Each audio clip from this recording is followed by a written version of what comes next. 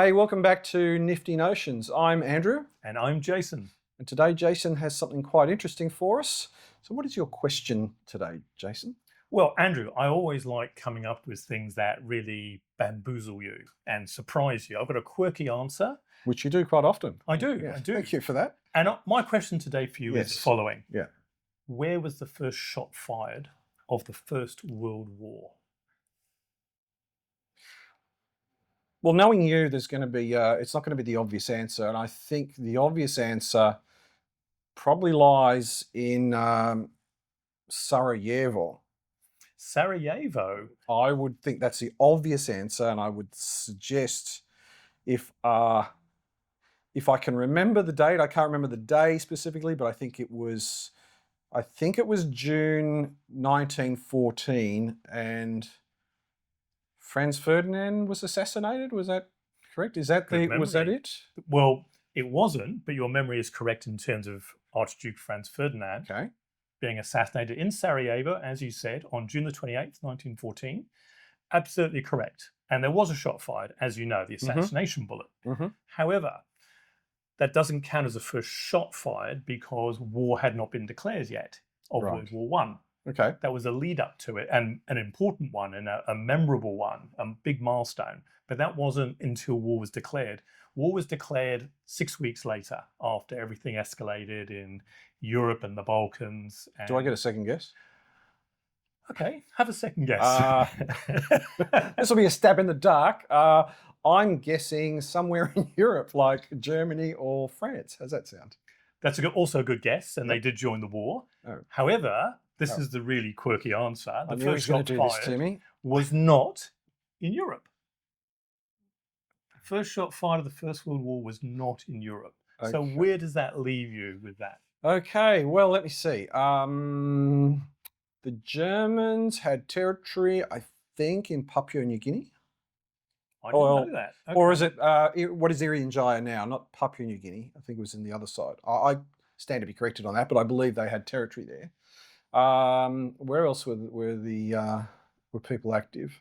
So I'm assuming that the first shot fired would have come more from the German side. I could be wrong. I'm not that good a student of history.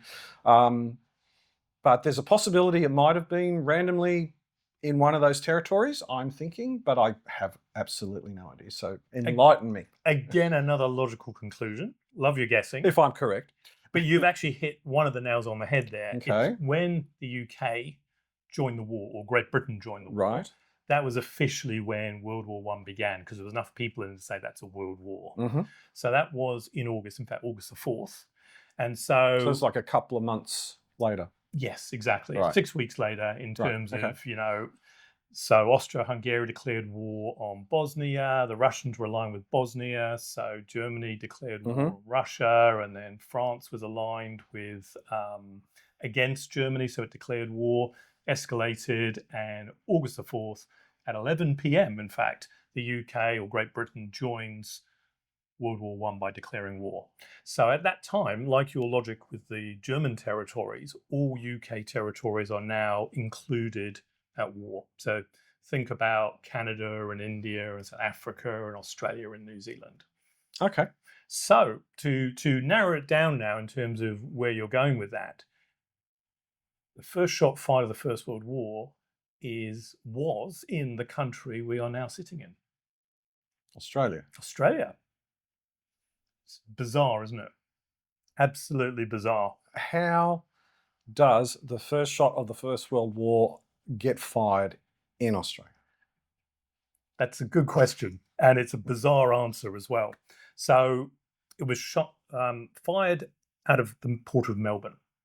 Okay. So imagine war's declared. Was there a misfire of something? Someone just read a telegram and they just accidentally pulled the trigger. That wouldn't have counted really as a first shot, though, because it would have to be an intentional shot. Oh, okay. It wouldn't be somebody just letting off a round. Right. Okay. So intentional shot. Intentional shot. First shot of the First World War fired in Port Melbourne, you're saying? Port Melbourne. Port Melbourne. So it's 11 p.m. Let's refresh ourselves. August the 4th, 1914. Great Britain declared war at 11 p.m. So it's the end of the day, right? Well beyond the end of the day. So there's no real time for action in Europe.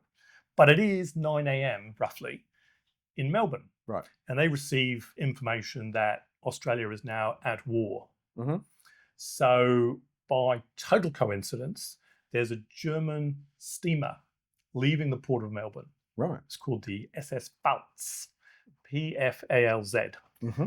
And it's steaming away, as steamers do. As they do.